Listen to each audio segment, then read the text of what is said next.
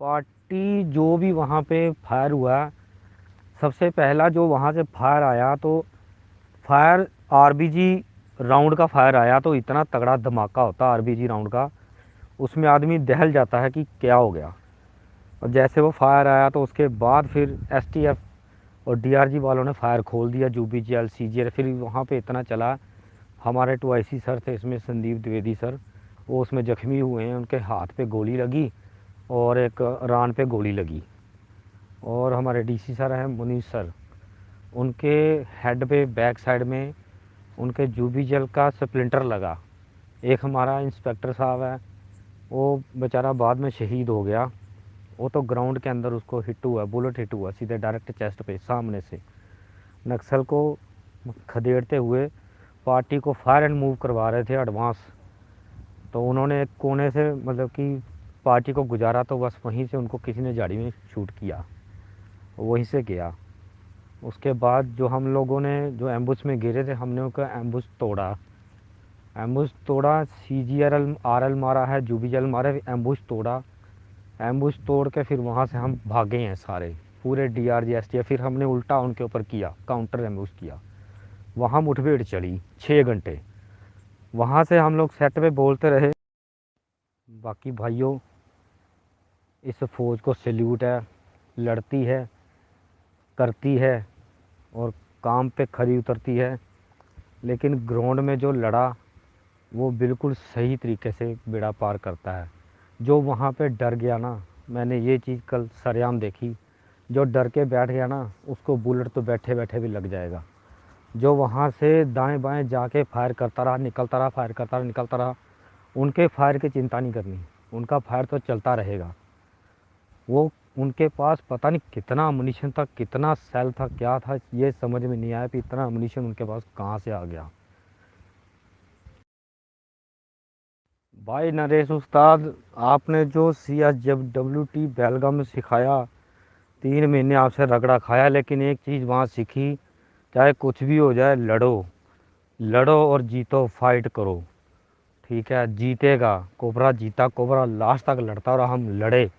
कल हिडमा को हमने बता दिया कि साले तूने गलत जगह पंगा ले लिया।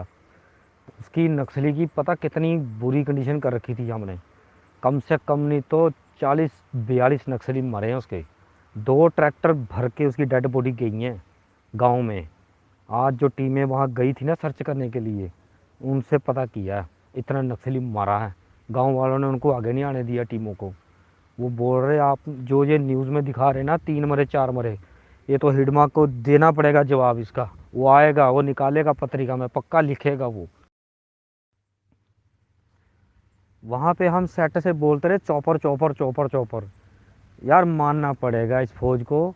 10 बजे सुबह, सुबह 11 बजे बोल रहा है भी चौपर उड़ गया। 1 बज गया, बोल रहा है, फिर बोल रहा है भी चौपर के लिए ना जीआर बताओ। फिर उसके लिए बोल रहा है भी चौपर वहाँ नहीं आ सकता है। फिर बाद में बोल रहा है आपको 3 किलोमीटर और आगे जाना पड़ेगा।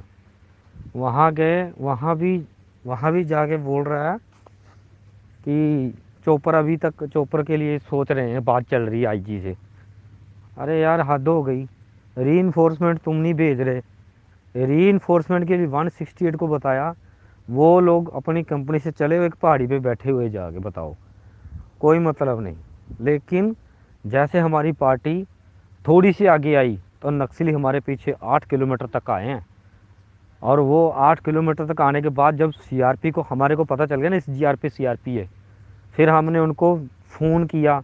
वहाँ पे फ़ोन लग रहा था, हमने फ़ोन किया, एक सेट से कम्युनिकेशन करवाया। फिर हमारा डीसी सर है, उन्होंने बोला कि ऊपर पहाड़ी पे बैठे रहोगे क्या, नीचे नहीं आओगे।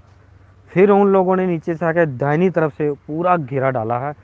फिर वो नक्सलियों के ऊपर जब इन्होंने जूबी जल मारे ना सीआरपी ने, तब वो नक्सल पार्टी वापस हटी है।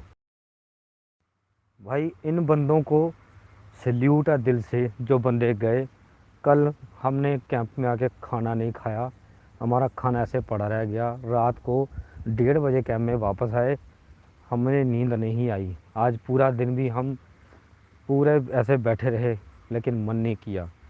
अभी डीआईजी बीजापुर डीआईजी जो है कोमल सिंह साहब है, तो वो आ रखा कैंप में। कल ब्रीफिंग है, कल डीजी साहब भी आ रहा है, बीजापुर में तो आज आ गया, रायपुर में डीजी साहब आ चुका है, अभी यहाँ पे है। कल उनका दरबार है, विजिट है, पता नहीं ब्रीफ करेगा क्या नहीं करेगा, तो वो उसका है। बाकी मैंने एक चीज़ देखी, कोबरा में बड्डी सिस्टम है, यूनिटी है, कुछ भी हो जाए। मैं जब वहाँ से निकला ना, एक जिंदा नक्सली को पकड़ा, उसको अपनी ढाल बना के ना मैं वहाँ से निकला अपनी पूरे सेक्शन को लेके। और मेरे सेक्शन जहाँ जहाँ जाती गई, मेरे ऊपर एक भी गोली, एक भी सेल फायर नहीं किया किसी ने, क्यों? मेरे पास जिंदा नक्सली था, उसी को ढाल बना के मैं ले आया।